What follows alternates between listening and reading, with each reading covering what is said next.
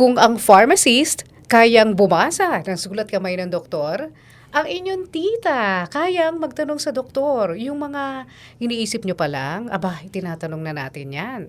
Welcome po dito sa butika ni Tita. I am your Tita Marupahati Sarne. At ngayong araw na ito, ang pag-uusapan po natin ay tungkol sa nutrisyon. Bakit tamilmil kumain ang mga bata? Pero alam nyo, extreme of ages yan eh. Kahit yung matanda, di ba, dumarating yung punto na ayaw na nila kumain. At nakukulangan po tuloy sila sa nutrisyon. So yan ang pag-usapan natin, kasama po ang isang medical nutrition physician. At ating pag-usapan po ang tungkol sa mga nawawala po sa ating kalusugan kapag hindi sapat yung nutrisyon po. At yan ay sa pamamagitan po ng ating bisita ngayong araw na ito. Okay, ngayon mga kaibigan, ang kasama po natin ay isa pong diplomate ng Philippine College of Medical Nutrition Physicians, diplomate din po ng Philippine College of Physicians at Professional Regulation Commission licensee, of course. Siya po ay isang medical doctor. At ang kanya pong fellowship training sa medical nutrition ay ginawa po niya sa St. Luke's Medical Center. At ngayon po ay isa po siya sa mga aktibo pong miyembro nitong Philippine Society for Parenteral and Enteral Nutrition. Ang ating pong bisita ay walang iba kundi si Dr. Catherine Senko. Hi Doc, magandang araw sa iyo. Hello, Tita Maru. Yes. Okay, Doc, ito nga, pag-usapan natin yung tungkol sa nutrisyon kasi napakarami pong mga kababayan natin, lalo na yung mga bagong mga mommies, hirap na hirap daw silang pakainin yung kanilang mga anak. Ano ba ang mga dapat natandaan at sa mga bawat ages ba, ano ba yung mga tama din kinakain ng mga bata? Okay. Yan talaga yung concern ng mga mommies ngayon, especially dun sa mga first-time moms. So, ang lagi nating ina-advocate ay syempre breastfeeding. So, the first 6 months of infancy, kailangan breast milk talaga ang binibigay sa ating mga babies. Pero pag nag-start na silang kumain, ang ating binibigay ay yung age-appropriate foods. Nagkakaroon kasi ng problema sa pagpapakain sa mga batas pagka nagsimula ng maging toddler. Mm-hmm. So, ang mga problems na na-encounter nila... Kasi pag kunyari baby pa, mga 6 months, syempre, ano isubo mo, kakainin niya. At kakainin nila hindi yan. namimili. Hindi namimili. Di pa niya alam yung mga lasa eh. Yun pa lang yung first time na matikman yung pagkain, hindi ba? Oo. So, dahil first time nila, lahat yan curious, gustong kumain, as long as malambot, hindi ba? Age appropriate, ibig sabihin kung para doon sa... kaya nilang lunukin, yung preparation ng food, dapat malinis, okay yon para sa mga babies. So usually, ang mga binibigay sa ganyan, nagsistart tayo sa mga vegetable preparation. Mm-hmm. Para pagdating ng toddler age, sanay sila sa mga ganong klaseng lasa. Mm-hmm. Pero kapag sinanay mo, na halimbawa kasi yung mommy, iniisip nila, lalo na yung mga lola, hindi ba, mapait pagka vegetables, bigyan natin ng mga matatamis. Ay di syempre, habang lumalaki, yun yung nakakasanayan na kainin. So, doon tayo nagkakaroon ng problema. Usually, behavioral talaga ang kain ng tao. So, nagsistart yan sa pagkabata. Mm-hmm. So, kung ano yung nakasanayan mo, yun na yung kakainin mo habang tumatanda ka. Mm-hmm. So, yun yung ating mga advice na binibigay. So, from the start pa lang, variety of food yung binibigay sa mga bata para hindi sila mapili or pihikan sa pagkain. Okay. Yun na nga kasi minsan, syempre, nakakapanood na ng mga commercials, yung mga bata, nakikita nila kung ano yung mga ipinapatalastas na mga fast food. Okay lang ba na maaga pa lang bigyan na sila ng fast food? Like sasabihin nila, yung french fries naman, potatoes naman yun, di ba? Okay. Okay, mashed potatoes, pwede ba yun? Kung totoong potatoes, di walang problema. Pero syempre yung sa mga fast food, lahat processed True. So, hindi na talaga siya from real potatoes, yung iba, hindi ba? Tapos deep fried pa. Mm-hmm. So, doon tayo magkakaroon ng problema. So, kung paminsan-minsan, walang problema. Pero kung halimbawa, hindi na kumakain unless may french fries sa hapagkainan, yan ang nagiging problema natin. So, it all boils down to behavior pa rin. Mm-hmm. So, kung ano yung kinakain ng magulang, yun din yung kinakain ng mga anak. So, kung as a family, you eat together at ang kinakain nyo is nutritious food like fruits and vegetables, chicken and fish, then it should not be a problem. Parang habang tumatanda sila, habang lumalaki, starting as kids, ay ganun na ang nakasanayan, it shouldn't be a problem when they become older adults. So,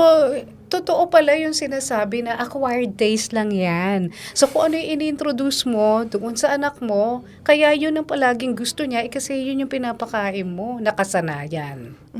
Oo. Malaking factor yon. Yung kung ano yung naging nakasanayan sa paglaki or yung nakasanayan sa society, kasi behavioral talaga yung pagkain. Oo. At saka, minsan depende rin sa environment. Kung kunyari, nando kayo sa malapit sa dagat, syempre, puro isda, puro... Paano nga pala yun? No? Kung kunyari, consistent na, seafood lang yung kinakain mo, nakaka-apekto rin pa sa nutrition yun ng bata? Okay naman kung fish yung pinapakain. Pero syempre, ang laging ina-advocate is variety of food. So kung maraming fish sa inyo, wala namang problema. Pero bibigyan mo pa rin ng gulay, ng prutas, hindi ba? Kasi dapat talaga lahat ng food sources na kukuha natin, especially habang lumalaki ang isang individual. So dahil nagde-develop ang cells, sa katawan, so hindi pwedeng isang klaseng pagkain lang. So yun ay kung ano yung available sa inyo, okay lang yun. Basta bigyan din ng iba. Kasi I'm sure kahit saan naman mapunta sa Pilipinas, may gulay, may prutas. Kahit na mas maraming isda sa lugar nyo o mas maraming gulay sa isang parte ng Pilipinas, may ibang sources of food pa din. Oo, kaya lang minsan kasi kung ano yung kinabubuhay, di ba? Katulad ko, kasi ang aming pamilya ay nasa meat business. Kaya palaging ang uwi sa amin pork chops. Ilongganisa, tocino, yun yung nakasanay namin, puro karne. Pero yung kailangan pala na kahit na ganun, maghanap kayo ng ilalagay nyo ng iba pa sa pinggan. Sabi nga, pinggan Pinoy daw yung sundin, di ba, Doc? Na kalahati, vegetables. Fruits and vegetables, Oo. yung kalahati ng plato mo. Tapos, One-fourth, almost oo. 1/4 yung carbohydrates, tas another 1/4 for the proteins. Oo, okay. Ang problema nga ng ilang mga nanay, yung ang hirap daw pakainin nung kanilang mga anak.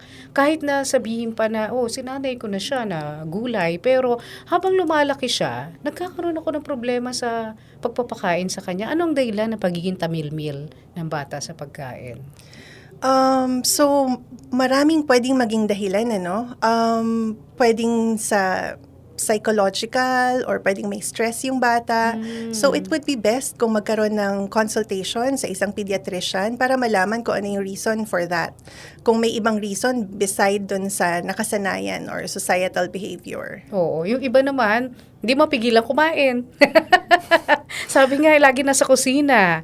So, paano pag napabayaan sa kusina ang bata? Bakit ganoon at dapat ba na kontrolin mo yung pagkain niya? So, habang lumalaki ang bata, mahirap naman kasi na nagkakaroon ng stressor dahil doon sa magulang na nagsasabi na, ang taba-taba mo, wag kang kumain ng ganyan, hindi ba? So, ang magiging magandang advice dyan is, as a family, dapat healthy food yung kinakain nyo. Usually naman talaga ang reason for the obesity sa mga kabataan ngayon ay dahil doon sa wrong food choices. Kasi napaka-easy to get na ng mga fast food, ng soft drinks, ng milk tea, ng Starbucks, hindi ba? Every now and then, yun yung kinakain. Processed food, simple sugars, yun talaga Kaya yung yung nagpapataba sa yung kanila. mga mabilis magpa-gain ng weight at kawalan ng physical activity. So, dahil marami ng gadgets ngayon, yung mga bata hindi na masyadong lumalabas, wala nang masyadong activity na ng physical involvement. Yun yung reason kung ba't nagkakaroon ng obesity sa teenagers. Pero tama ka dyan kasi tumataas na talaga yung incidence ng obesity sa mga kabataan. So, kung kayo as a family would be eating healthy food, meaning sa refrigerator sa bahay, walang soft drinks or yung mga juices yung milk tea na yan. ng milk tea or hindi nagpapagrab or nagfo-food panda every now and then, hindi ba? kung walang sa pantry nyo, hindi masyadong madaming junk food, yung mga chichirya. Kasi kung ano yung nakikita, basta Yes. kinukuha, Tsaka di ba? kung easily available kasi, halimbawa nasa Kasi bahay, hindi na malapit ang kailangan tindahan. lumabas, di ba ganyan? Yun na talaga yung kakainin. O nagugutom siya, yun yung nakikita niya, di yun din yung ipipick up, hindi ba? So talagang mas maganda yan kung family effort. Para I'm sure kung medyo chubby yung mga anak, baka yung parents medyo ganun din, Nandun din. overweight din. Kasi kung ano yung kinakain nila, kinakain din ng mga bata. O kaya talaga nagsitabaan. Pero, Dok, paano mo makokontrol? I mean, pwede mo bang i-diet ang batang medyo nasa obese side na? Yes, pwede na yan. Kasi kung overweight ka na or especially kung obese yung isang teenager, ina-advocate talaga na behavior modification and diet modification. So if you do consultation sa mga doktor na katulad ko or sa mga registered dietitians, they will be able to give you a meal plan or a strategy or a behavior plan para matulungan yung isang pasyente or isang teenager na mabawasan ang timbang in a very healthy way. So hindi kasi, marami na kasi ngayong diet fad. Yeah. Hindi ba? Na Oo. kung ano yung nakikita sa internet or True. sa social media na hindi naman, hindi lahat yon ay healthy para sa isang individual. Kasi aside from eating a lot, baka meron pang ibang factors na nagkakos dun sa obesity. Katulad ng diabetes, ng metabolic syndrome, may mga diseases kasi na baka yun yung dahilan kung bakit tumataba ang isang tao. Nabanggit mo yung diet fad. Kasi isa sa mga fad ngayon, yung intermittent fasting, Dok. So, kahit ba mga bata o teenagers, pwede na sila mag-intermittent fasting? Okay. So, yung intermittent fasting is isang paraan para mabawasan ng timbang. So, may mga studies na nagsasabi na it can be effective. Pero, it has to be moderated or supervised by a health professional, katulad ng isang doktor or isang registered dietitian if you have one. Kaya dahil baka may ibang dahilan kung bakit ka nga mataba. So baka may diabetes ka. So if you have diabetes, tapos meron ka pang mga medications, Hindi ka pwedeng magpagagutom. kasi kailangan i-monitor natin yung blood sugar levels mo. So hindi pwedeng lahat na lang ay mag-intermittent fasting. So pwede yun siguro sa isang healthy adult. Pero kung hindi ka sure kung ang dahilan ay dahil lang sa marami kang kinakain, mag-consult muna sa doktor para masabi sa'yo kung ito ba ay safe para sa'yo or hindi. So, ang intermittent fasting, ano ang ibig sabihin niyan, Dok? May ilang oras yung hindi ka kakain, tas ilang oras yung kakain ka, tsaka tama ka ba na parang magmumukbang ka dun sa panahon na pwede kang kumain? Ganun ba yung intermittent fasting? So, ang ibig sabihin ng intermittent and fasting is, a fasting is may period na hindi ka kumakain, kaya siya intermittent. So, may mga iba-ibang klase. So, merong 8 hours na hindi kakain, may 16 hours na hindi kakain. So, depende na yon sa kung ano yung kaya ng isang individual. So, pwedeng 16 hours kang hindi kakain, ibig sabihin meron lang 8-hour period within one day na kakain ka. Pero the reason why it works is because during the time na hindi ka kumakain, nagkakaroon ng metabolism sa katawan at naboburn yung mga fats mo. Pero it's also advocated doon sa mga researchers na nagsasabi na nag-work yung intermittent fasting, nire-recommend nila na dapat pagka doon sa period na kumakain ka ay yung regular meal intake lang. So, ang nakakatulong sa pagbawas ng timbang is dahil kaunting oras lang yung pagkain mo, kaunting amount of food lang din yung makakain mo in a day. So, kung during the 8-hour period, ang ginawa mo naman ay kinain mo din lahat ng dapat na kinain mo in 1 hour, in 1 day. So, for example, magbigay ako ng example in calories, no? Halimbawa, sa isang tao, binigyan ka ng 2,000 calorie limit para sa isang araw. So, within the 8-hour period, ang kinain mo naman mga 2,500 kasi puro ka juice or milk tea or chocolate chocolates, hindi ka din mawawalan ng timbang. Sabihin yung mga juice na yan, may calories din pala sila. Mataas ang calories ng mga prepared juices, yung mga bottled, mga canned juices, lalo na yung milk tea, tsaka yung mga sweetened coffees. So akala ng iba, porke juice lang sila ng juicing. Hindi. Yung sa juicing, dapat fresh yun eh. Freshly prepared. Hindi yung mga nasa bote. Hindi yung nasa Oo, bote. kasi may mga sugar na yan eh, di ba? May preservatives pa. May preservatives pa. So whenever you consume something, tingnan nyo yung nutrition facts. Usually, dapat kasi lahat may label, no? Pagka-processed foods, lahat ng nasa supermarkets, tingnan nyo yung nutrition facts. So makikita nyo doon kung gaano kataas yung calories ng isang bote na iniinom nyo. Para makita nyo. Kala nyo ha, liquid diet. Yung pala, hindi. Lalong tumataas pa yung ating caloric content. Yes. Pero, Doc, yung pag kunyari sugar-free, yung mga nakalagay doon sa ating mga iniinom o kinakain, ang ibig sabihin ba niyan ay nababawasan yung mga calories tsaka sweets o sugar na pumapasok sa ating katawan? And safe ba yun? Usually, ang sugar-free, pero pag tinikman mo, matamis pa din. Hindi ba katulad ng sugar-free ng mga soft drinks? Yeah. Nagkakaroon sila ng mga sugar preparations. Ang tawag natin doon mga aspartame. Yeah. Na yun yung source ng sugar. So, relatively, hindi siya magpapataas ng sugar levels compared sa simple sugars. So, yun yung reason kung bakit siya naging sugar-free. Pero parang may narinig akong meron ba ganun? But, totoo ba yung sabi ng WHO na possible carcinogen ang aspartame? Okay, so may mga researches nga na lumalabas na pwedeng maging cause ang aspartame ng cancer. Pero sa ngayon, ang ating stance doon ay it takes a lot isang of galon, aspartame. Parang halimbawa, more than 70 sachets, preparations, parang ganyan. Hindi ka naman siguro iinom ng 70 sachet. Hindi ka naman makakaganon sa isang araw. Or pagka ganun kadami na yung iniinom mo, hindi ka na dapat, hindi na normal. hindi na aspartame yung concern mo, iba na. Oo.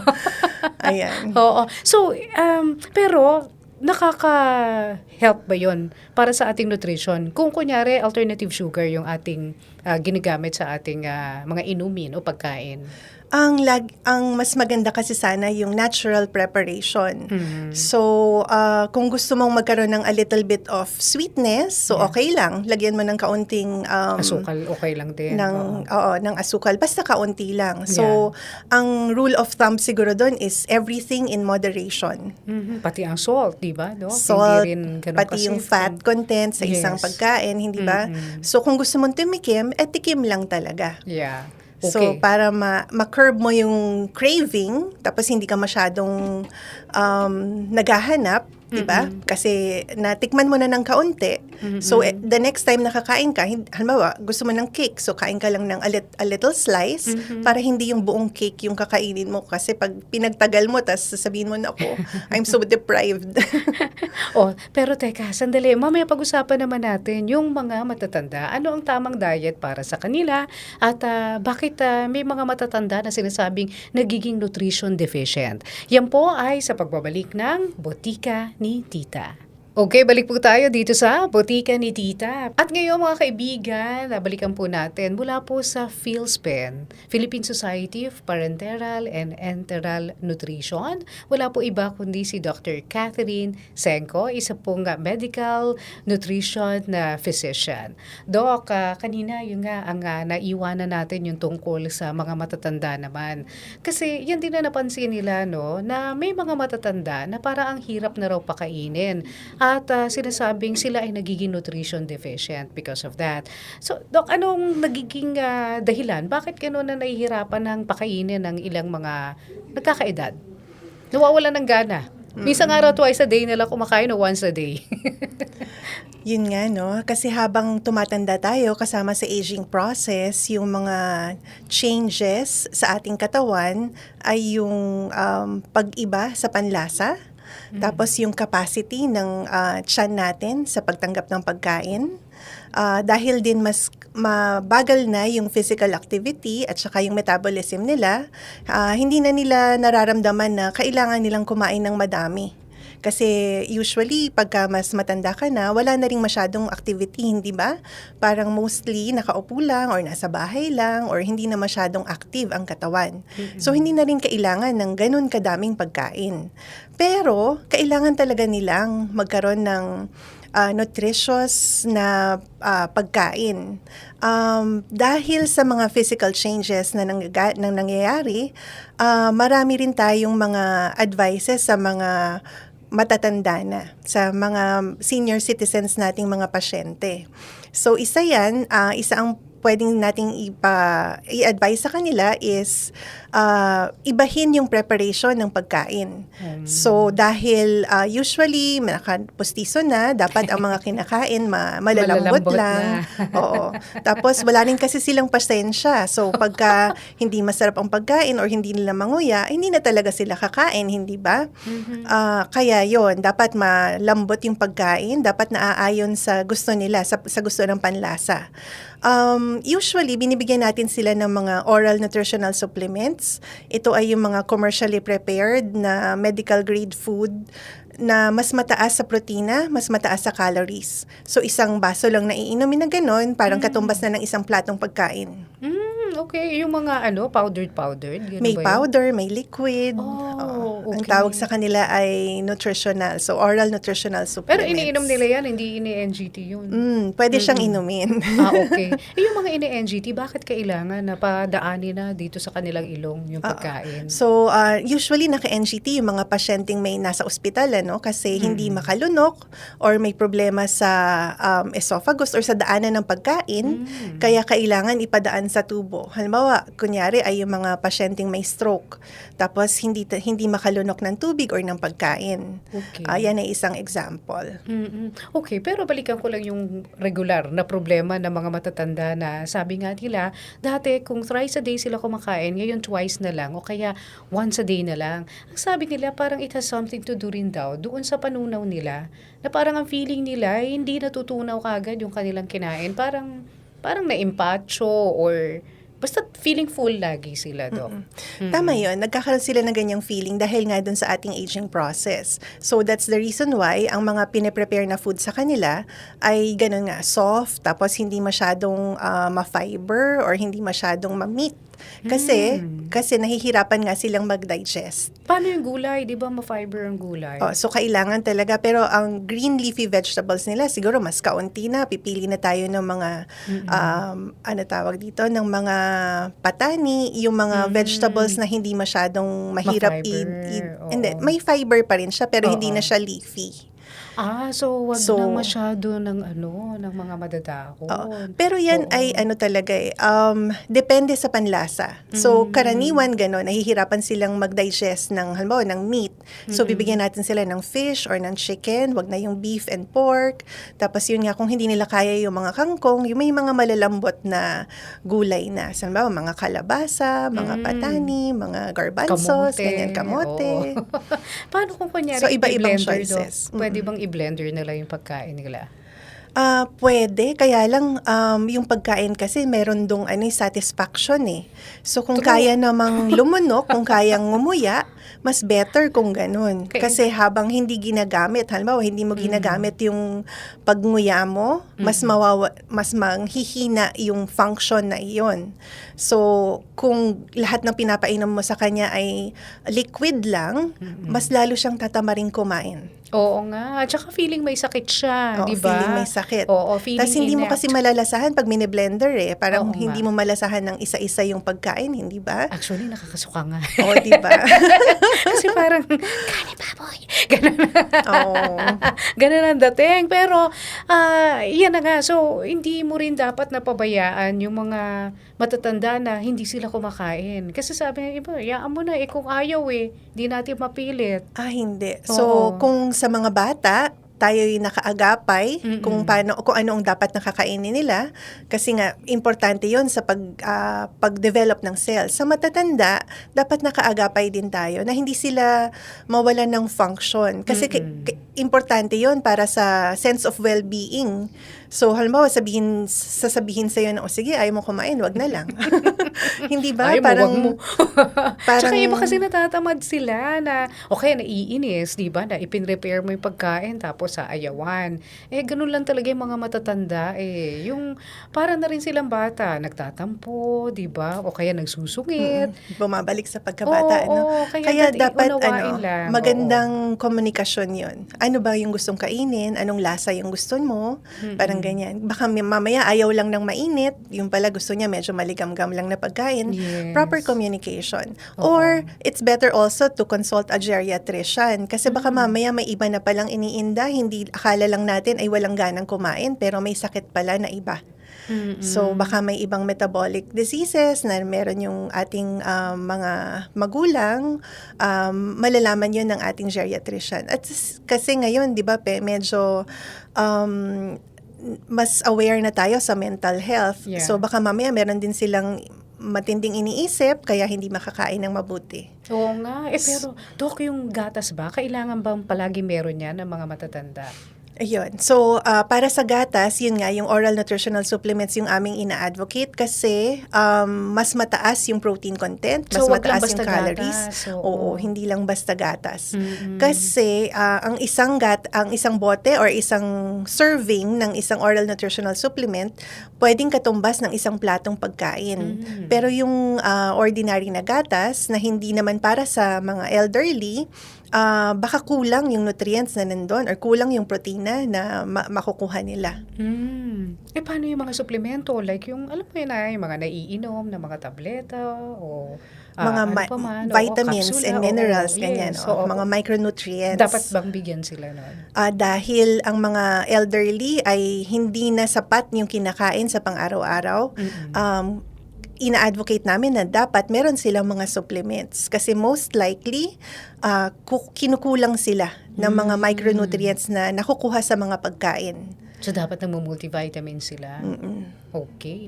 Anyway, nako, eto naman ang pag-usapan natin tungkol sa mga jaunties, yung mga buntis, yung nutrisyon para po sa mga mommies na may dinadala. Totoo ba yun na because they are eating for two, okay lang kahit anong kanilang kainin? Yan po ay sa pagbabalik ng Botika ni Tita. Okay, balik po tayo sa Botika ni Tita. Kasama pa rin natin the beautiful medical nutrition specialist. Yan, si Dr. Cathy Senko. Dr. Catherine, aming itatanong naman, paano yung mga nagbubuntis? Kasi sabi nga nila, dalawa kayong kumakain. Kaya okay lang, sige, kainin mo kung anong gusto mong kainin. Pero may nagsasabi naman na huwag ka masyadong kumain kasi masyadong lalaki naman yung bata dun sa tiyan mo. Ano ba ang tama talaga kapag ikaw ay buntis? Ano yung nutrisyon na para sa'yo? Okay. So, pagkabuntis, ganun pa rin ang susundin natin, pinggang Pinoy. Merong enough na calories and proteins na dapat na tinitake ang isang buntis. So, maganda talaga na magkonsulta sa isang medical nutrition physician or kahit sa OB mo, mabibigay naman sa'yo yung tamang amount na dapat na kinakain mo. Ang dahilan kung bakit yung iba nagwo-worry sa kinakain nila is baka dahil malaki sila or medyo obese yung mother. O kaya dahil mataas yung sugar level ng mother. So, masasabihan sila or maa-advisean na bawasan yung pagkain ng matatamis. So, hindi totoo na dahil dalawa yung pinapakain, kahit ano, pwede mo nang kainin. Pwede ka nang tumaba. Sorry. Usually, di ba ganyan pagkabuntis? Kasi parang, this is my license. No, pwede akong tumaba kasi meron naman akong pinapakain Tapos kung na ano iba. hinihiling mo tuloy sa mister mo. Si mister naman talagang takbo kasi Oo. ang isip niya, naku baka mamaya Para mapunan. sa baby. Oo, kaya baka mamaya kulang ang ilong. Mga magkakaroon ng diferensya ang anak ko. So, hindi pala lisensya yan, Mrs. Dapat tama pa rin yung kinakain mo. So, ganun pa rin. Pipili ka ng tamang pagkain. So, nutritious food pa rin. Proper food choices pa rin kahit buntis. Pero tama, mas madami sa amount ng kinakain mo nung hindi ka pa buntis. Kaya lang dapat mas mataas yung protein content kesa doon sa carbohydrate content. Pero hindi ibig sabihin na hindi ka kakain ng carbohydrates. Kasi kailangan yon ng isang buntis pa rin. So, kung ikaw ay magkukonsulta sa isang medical nutrition physician or sa isang registered dietitian, mabibigyan ka niya ng proper diet plan. Tas kahit naman isang beses lang, tas para malaman mo from there kung ano yung amount na dapat kinakain mo sa pang-araw-araw. Oo. Yung ano, yung, mga buntis din kasi, binibigyan din sila ng mga supplements, like folic acid at saka kung ano-ano pa. Hindi ba nila makukuha lang yun doon sa pagkain kung kunyari hindi sila magsuplemento? Hindi, mas maganda kung magkakaroon ka ng supplement kasi mas mataas yung requirement mo ngayon dahil may baby ka na. Pati dun sa multivitamins. Kasi nga usually marami pang ibang nararamdaman ang nanay kasi 'di ba sa first 3 months nagkakaroon ng hyperemesis or yung pagsusuka. Tapos nagkakaroon din yan yung pag naglilihinga, 'di ba, parang may isang kind of pagkain lang ang gusto or may mga pagkain na hindi niya kayang kainin. So, dahil hindi kompleto yung nakakain niya or dahil mapili siya sa pagkain during that time, so important na magkaroon ng supplements kasi para sa baby din yun. Hindi lang para sa kanya. Okay. So, kailangan talaga sundin kung ano yung sinabi sa inyo ng Yes. inyong OB-GYN. Kasi yung iba, Doc, sabi nila, naku, additional pa itong bibiling ko. So, isipin nila, baka na meron naman to sa pagkain, pero yung nga, kailangan pala ng additional. Kasi nga, meron kang isang tao na binubuhay dun sa iyon tiyan. Pero Doc, ito nga, yung totoo ba na kapag daw ikaw ay mahilig sa malamig o kaya yung mahilig ka sa matatamis nung ikaw ay nagbubuntis, lumalaki raw yung bata dun sa tiyan mo at mahihirapan ka ilabas siya. So, kapag yung malamig, hindi yan, scientifically proven. Pero yung pag kumakain ka ng matatamis, yung mga simple sugars, katulad ng milk tea, iced tea, ganyan, Oo. totoo, nalalaki ang baby. Kasi magkakaroon ka ng diabetes, tapos yung baby mo, magiging mas malaki sa expected. Dahil malaki siya, mahirap ilabas. So, totoo yun. Kaya dapat nga, magkaroon ka ng proper meal plan para alam mo kung hanggang saan lang ba dapat yung carbohydrates kasi yun yung mga nagiging sugar. Kung marami kang kinakain na protina na correct amount, yung baby mo magiging siksik. Kung malaki man siya, siksik siya, hindi puro fats. Oo. Okay. Pero pagkatapos naman niya manganak, may special diet pa rin ba ang bagong panganak na babae? Kasi breastfeeding period naman. So, ganun pa din. Kailangan marami ka pa ring folic acid, marami ka pa ring protein para doon naman sa breast milk mo. Yun na nga yung iba sabi nila, Dok, ano bang gagawin ko? Kasi wala talagang lumalabas sa akin. O kaya konti lang daw yung lumalabas na gatas. Totoo ba yung mga malunggay? Yan at kung ano-ano pang mga ina-advise para lumakas yung iyong breast milk. Yung malunggay, proven na yun, no? So, ang kailangan talaga is marami kang inumin na soups. Maraming liquids na, syempre yung hindi matamis na liquid. Oo. At saka hindi masyado maalat. Oo. Kasi nga lahat ng kakainin mo, mapupunta pa din sa baby through the breast milk. Oh, okay. So, inom ka lang ng maraming liquids, tapos yung mga ganyan, gulay, katulad ng malunggay, it should help. Pero sometimes, technique kasi yun Meron naman tayong mga lactation expert para makatulong sa'yo kung hindi kayang mag-latching ang tawag doon, ng baby sa iyo. So, totoo rin ba na dapat daw kasi na parang minamasahe mo rin yung breast mo para lumabas yung milk? Okay. Sabi lang. So, ang process kasi ng breast milk is dapat stimulation. Oo. So, the more na nakakakuha ng milk yung baby, the more na nagpo-produce. So, the more na ganun siya. So, supply and demand. So, siguro yun yung ibig sabihin ng masahe. So, the more na nagsasak yung baby dun sa mommy at nakakakuha ng milk, nauubos yung milk, for example, sa isang breast, the more na nagpo-produce. Okay. Kaya, kasi syempre na-stimulate siya. Oo. Kaya, totoo ba na pwede na painumin mo raw ng breast milk yung bata hanggang mag 4 years old? Meron kasing ganun sa Time Magazine, di ba, na feature. Oo, very nutritious yung breast milk, no? Pero syempre, pagdating ng 6 months, gusto mong ma-develop yung iba pang cells ng baby. So, kung puro pure breast milk lang, hindi na kaya. Oo nga. So, kailangan pakainin mo na siya ng food kasi hindi makakasurvive yung baby pagka masyado na yung magiging sensitive kapag hindi siya kumakain ng regular food. food, no? Hanggang 4 years old na breast milk lang. Pero kung gusto mo pa rin na magbigay ng breast milk, di okay lang, no? Depende na yun Hanggang sa kaya mo. society.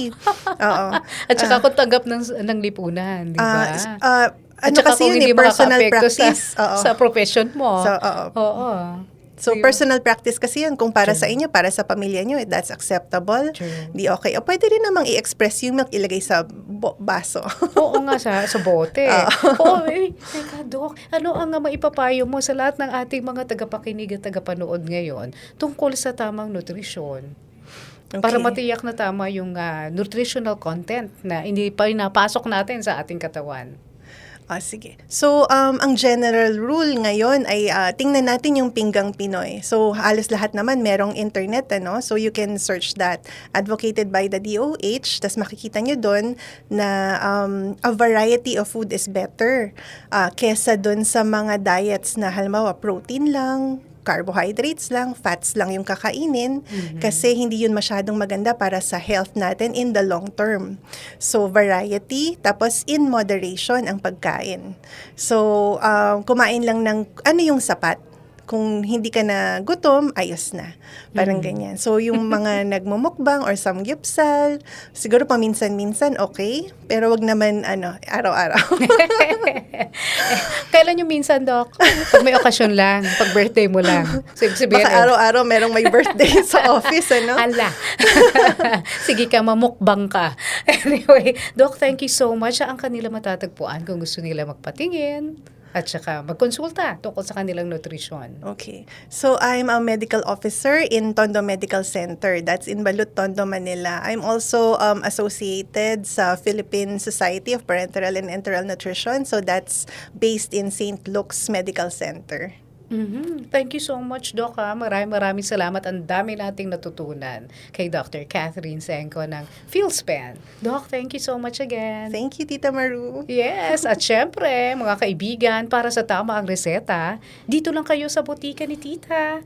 I am your Tita Maru Pahati Sarne. At huwag kalimutan, #DocPakwiki sa ating TikTok. Salamat, Jumel Caspe, kay Nino, kay Squal, at saka kay James, and syempre, sa ating EP, Attorney Ton. At hanggang sa susunod po, Maru Pahati Sarne. Bye!